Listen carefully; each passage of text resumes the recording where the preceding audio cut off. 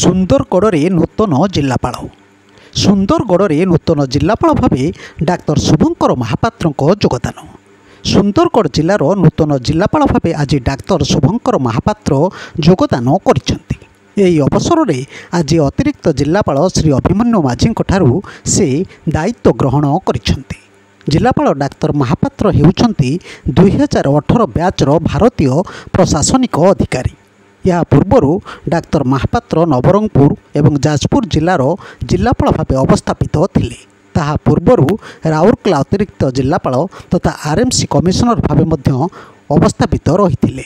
ଆଜି ଜିଲ୍ଲାପାଳଙ୍କ ଯୋଗଦାନ ପରେ ଜିଲ୍ଲା ପରିଷଦର ମୁଖ୍ୟ ଉନ୍ନୟନ ଅଧିକାରୀ ତଥା ନିର୍ବାହୀ ଅଧିକାରୀ ଶ୍ରୀ ସୁରଞ୍ଜନ ସାହୁ, ଆଇଏଏସ୍ ଶିଖା ନବିଶ, ଫାବି ରସିଦ, ଜିଲ୍ଲା ସ୍ତରୀୟ ଅଧିକାରୀ, ଜିଲ୍ଲା କାର୍ଯ୍ୟାଳୟର ଅଧିକାରୀ ଏବଂ କର୍ମଚାରୀମାନେ ତାଙ୍କୁ ଶୁଭେଚ୍ଛା ଜଣାଇଥିଲେ। ଏହି ଅବସରରେ ଜିଲ୍ଲାପାଳ ଡାକ୍ତର ମହାପାତ୍ର ସମସ୍ତ ଅଧିକାରୀମାନଙ୍କ ସହିତ ଆଲୋଚନା କରିଥିଲେ ଏବଂ ଜିଲ୍ଲା କାର୍ଯ୍ୟାଳୟ ବୁଲି ଦେଖିଥିଲେ।